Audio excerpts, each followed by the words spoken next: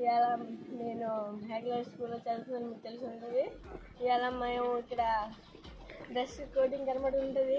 ఇవాళ మేము అందరం రన్నింగ్ చేస్తున్నాం మార్నింగ్. ఇవాళ మా చూపెడుతుంది ఈరోజు మా 6th 7th బ్యాచ్ ఇది. 6th 7th బ్యాచ్ ఇది. ఇది 6th 7th రెడ్ కలర్ కొట్టేసుకుంది.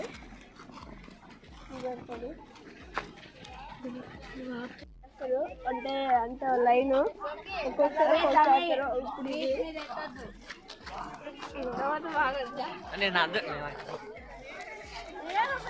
చెప్పాలి